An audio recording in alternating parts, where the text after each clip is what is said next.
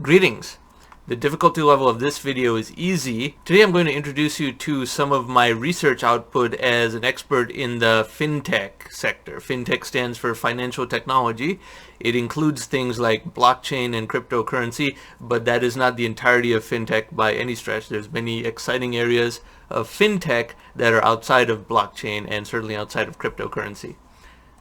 So in January of 2018, I published this report about Fintech, specifically the M&A and venture financing aspects of Fintech, but also a directory of all the largest or otherwise most exciting Fintech companies in the world. Now, since this was published in January 2018, some of the material is a little bit out of date, but not entirely so. There are aspects of Fintech that are pretty mature, and some of the fundamentals do not change that much. I wrote this report when I was with a firm called Woodside Capital. I've since moved on from there to greener pastures, and they have never had a Fintech expert either before my time there or after my time there, as you can see from their website. There are very few Fintech experts in the world, especially ones who have been in it for many years. Therefore, do not contact me at this email address. You should contact me either through this channel or through LinkedIn. Now, here's the thing. A lot of people, including on YouTube, have become Bitcoin experts or cryptocurrency experts in the last 6 months. You may have been following a number of YouTube channels, and suddenly the host of that channel is talking about Bitcoin and how they're a Bitcoin expert and things like that. Instead, you have to see who has been in it for a long time. Now, am I a luminary in the subject of Fintech or not? Well, considering the fact that I have spoken at conferences with audiences of up to 3,000 people, including the premier Fintech conference in the world, Money 2020 in Las Vegas, where I was a keynote speaker, the fact that I have been on a number of TV shows to discuss the subject of Fintech as well as blockchain, and the fact that I teach this subject at Stanford University and have done so for some time in 2 different departments of Stanford University, you should take that into account. Does that make me a luminary or not? That is for you to decide. But you can research that I have been in this particular subject for many, many years, as opposed to those who have become experts in just the last 6 months. And those who are familiar with this channel are aware that I don't recommend that average people get involved in things like Bitcoin and other cryptocurrencies. People are making money in that, but I don't think it's suitable for average people.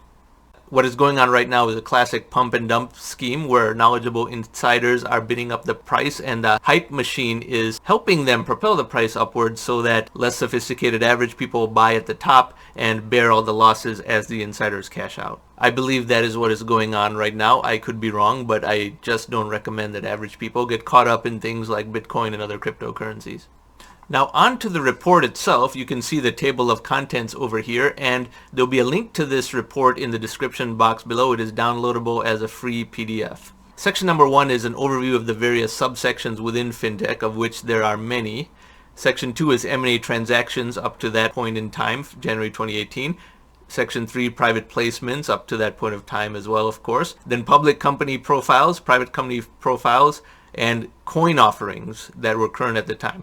So some aspects of this report are relatively outdated given the time of publication, but there are many aspects that are not. In particular, this report is very useful for someone seeking a job in a fintech company because the directory of companies has information about the executives of each major fintech company, their names, their titles, the mailing address of the company, and what vertical that particular company is in. So it's very useful for a job seeker who's trying to get a job within a fintech company, but it's also useful for someone in M&A for fintech, as well as someone in a big company that is looking to do acquisitions of smaller companies in the fintech sector. So as we scroll down this report, a basic overview of fintech. Financial services are the largest sector in the economy, and therefore the conversion of financial services from low tech to high tech is in fact one of the largest technological disruptions in the world. If you're familiar with other videos on this channel, as well as my atom thesis, you're aware that the entire economy is characterized by the conversion of low tech to high tech, and therefore the rate of change of all products and services in what has now become high tech is growing much more quickly and at an exponential trend. And fintech is just when that process reaches the financial services sector. As we scroll down, you see projections of fintech revenue worldwide. And over here, you see the disruption sequence of fintech. These are the 10 major sectors of fintech, and some of them have seen disruption happen over a decade ago, and some of them are just in the midst of disruption right now. But these 10 are lending, payments, remittances, which means sending of money from one country to another country. Financial research, research reports around stocks, bonds, real estate, things like that. Wealth management, crowdfunding, blockchain for fintech, and this is not just blockchain in a cryptocurrency sense, but blockchain within these other subsectors of fintech. Institutional capital raising, regulatory compliance, a very boring area but very costly and therefore a huge opportunity for disruption, and insurance. Same here. Insurance is a very big business and pretty low tech, and a technological disruption can make not only insurance cheaper but increase consumption of insurance, as we'll talk about. Now this chart from Spark Labs is very, very important because it helps you visualize why the wave of conversion of low-tech to high-tech is rippling through financial services in a certain sequence.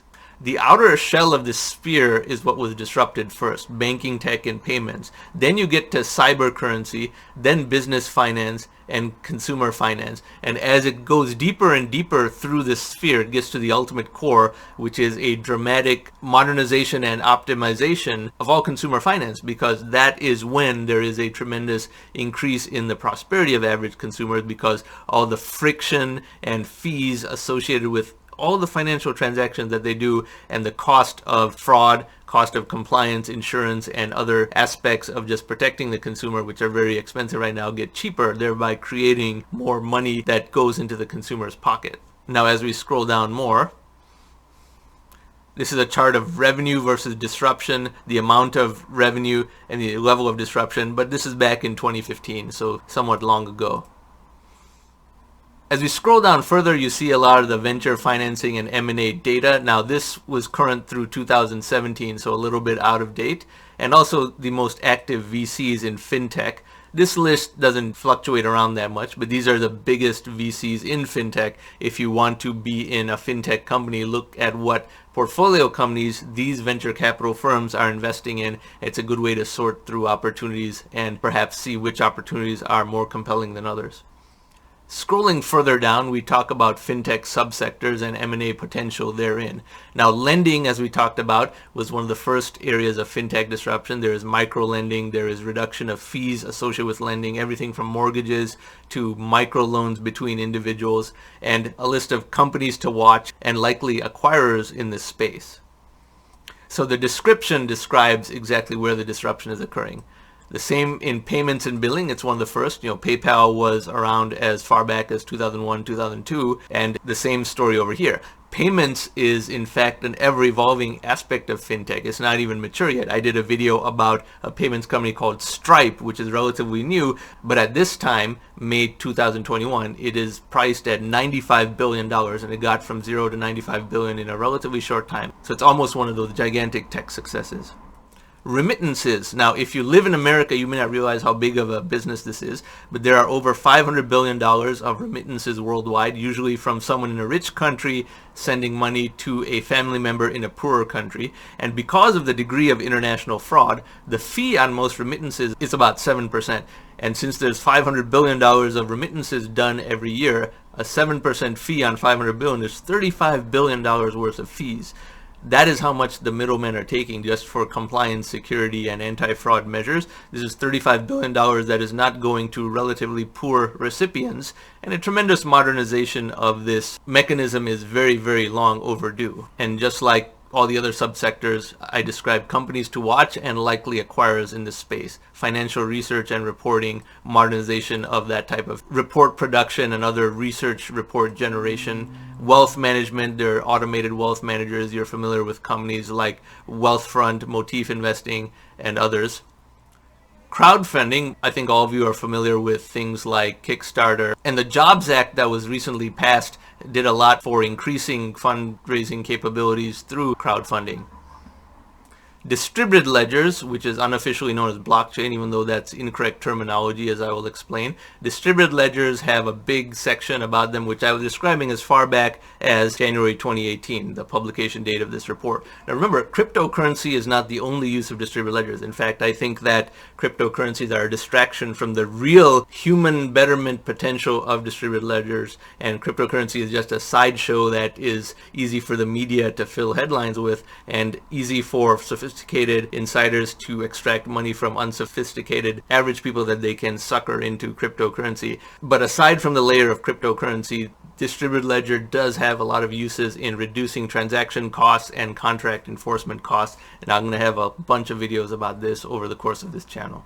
In fact, I have a blockchain market map which was current at the time, but there are all these companies in all these subsectors of blockchain: exchanges, mining, wallets, financial services, payments, infrastructure, and more. Mining is just when you use a specialized computer to do more and more complicated math problems to unlock a particular cryptocurrency. It is not necessarily a very useful activity, and it draws resources away from where those resources could be put to better use for human betterment, but mining does have a lot of companies behind it to produce these specialized machines to mine various cryptocurrencies.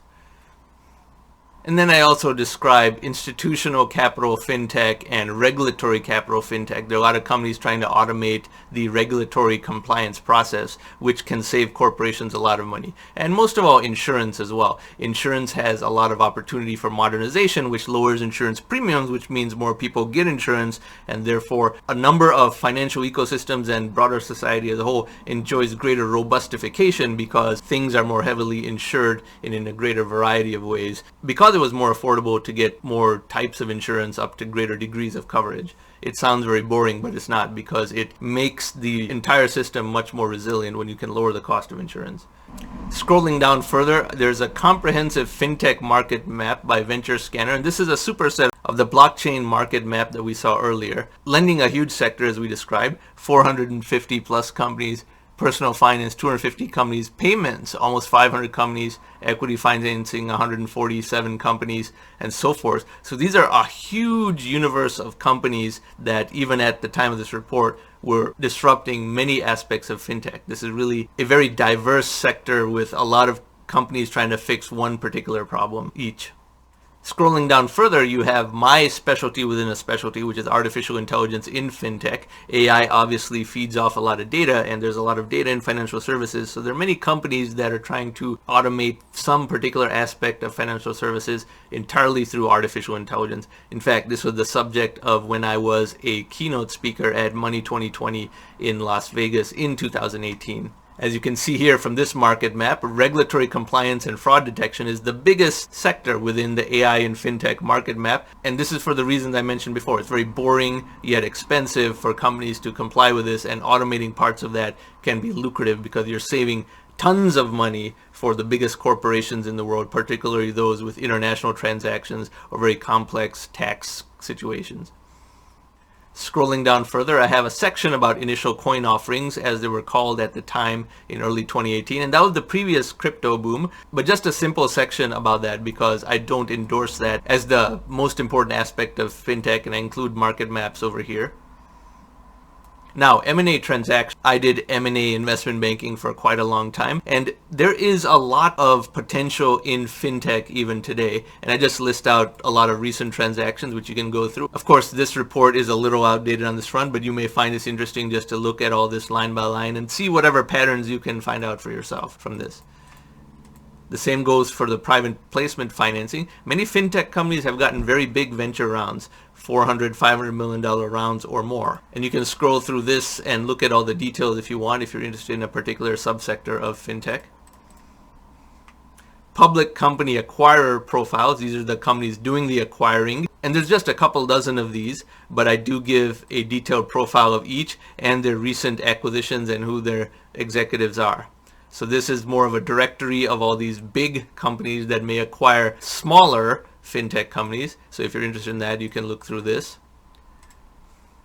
And then scrolling down to the final section, select private fintech companies. And I featured the biggest ones and most medium-sized ones in this report. Some have grown a lot larger since the time of this report. Some have gotten acquired, but for the most part, this directory is still very useful for anyone interested in looking at private venture-funded fintech companies. And I profile more than 100 of them. If you're a job seeker, this is extremely valuable to you because it will show you which companies exist in which verticals, what the name of their top top executives are, their mailing address, their website, and what you want to do to get a job in these companies is to see when they got their most recent financing and what job openings they might have on their website, and infer from those where to focus your efforts. Remember, hiring happens as soon as a company gets venture financing. That's when they hire a lot of people that they've wanted to hire for a while but could not because they did not have funding. So more than 100 fintech companies profiled.